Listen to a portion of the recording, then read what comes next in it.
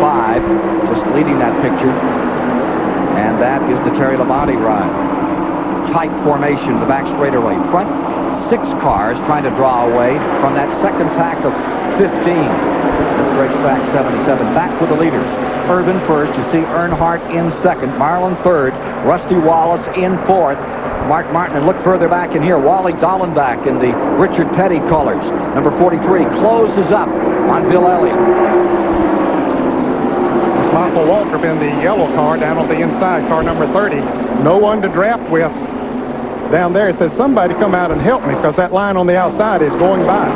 Wally Dallenbach from 18th into 12th with that car number 43 and challenging for 11th. And there goes the number 10, Ricky Rudd, up on the outside. Darrell Waltrip's little 6'4" brother. Michael Waltrip thought he had a hole to get in there, but it didn't quite work. Rudd is one of the few owner drivers in the race. It's a new team that he formed during the winter. Driver of number 10. Chad Little in number 97. That Spokane, Washington driver who had a fantastic third-place finish in the preliminary 300 yesterday Grand National race, working his way through the field. Little now running up in the top 15.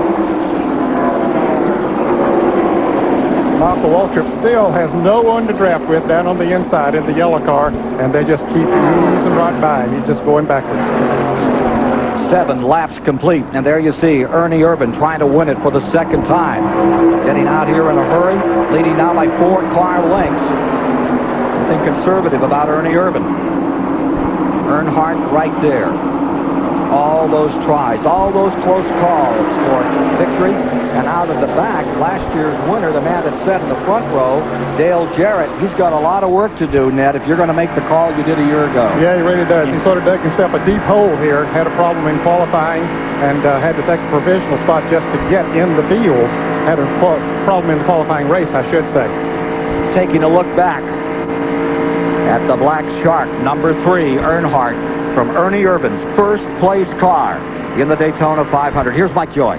Ken, they've stiffened up the rear end of these cars. This is a 450 pound per square inch rear spring. What most of the teams are running on the right rear, a 400 on the left rear.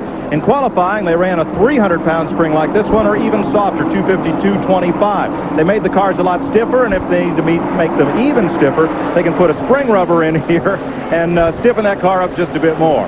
Here's David Hobbs. Well, Mike, the reason they had to stiffen them up because in qualifying they all softened them right off to unheard of low spring rates. And the reason they did that was because NASCAR mandated over the winter that the back rear deck had to be 1 inch higher on the left side of the car and 2 inches higher on the right side of the car to get more spoiler up into the air to make these cars more stable. Well, racing drivers being what they are, they said, heck, if they're making us tilt the car back of the car up, we're going to put some real soft springs on here. And they all ran like motorboats in qualifying, and they got them loose through the banking, maintained high speeds for qualifying, but of course you can't race these cars with those real soft springs on the back, so all gone stiff again today. Thank you, David. John Andretti on pit road and has been in there for some time, over 38 seconds. Battle for the lead. Earnhardt is there. Rusty Wallace trying to follow by, but Ernie Irvan sort of closes that door. And look at Jeff Gordon coming up in there in the car number 24. He has moved up to 4th now. The 22-year-old Jeff Gordon into 4th. It's amazing that Gordon, he's just announced his engagement, disappointing any number of young ladies around. Yeah, Wednesday night.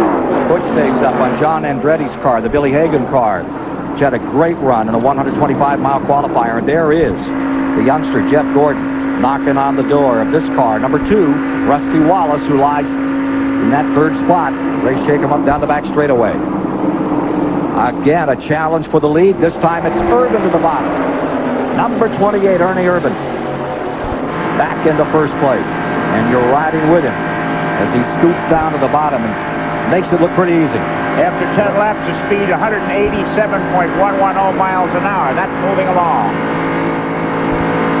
Well, Earnhardt got himself, he led that 1 lap in and got 5 bonus Winston Cup points. Anytime a driver leads a lap, at least once during the race, they get 5 bonus points. Now, they don't get bonus points every time they lead a lap, but the driver who leads the most laps then gets 5 bonus points. Rusty Wallace almost getting covered up back there behind Ernie Irvan and Earnhardt. As snuggling right into 3rd comes Jeff Gordon. Man, what a man on a mission he is out here. What a clash he ran a week ago.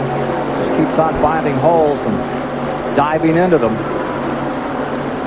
Up to third, you see Wallace in the black and yellow. And Brett Bodine on a good ride up to fifth.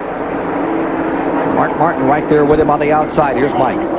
John Andretti had a great race Thursday, but it's a little short today. What happened, John? Well, we're not sure. Something happened with the motor. It dropped the cylinder right at the start, right at the green flag, and we just went back, and we're just going to try and figure out what it is and get back in the event and see how good we can do. He's raced IMSA cars, Indy cars, and top fuel dragsters, and so far a short Daytona 500. They suspect a broken rocker arm in the valve train.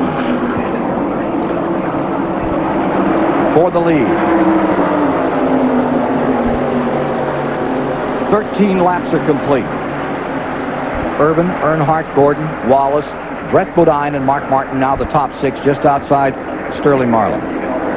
Darrell Waltrip fading back. He'd made a good run, moved up through traffic. Now he is slidden back to 35th. Back in a moment.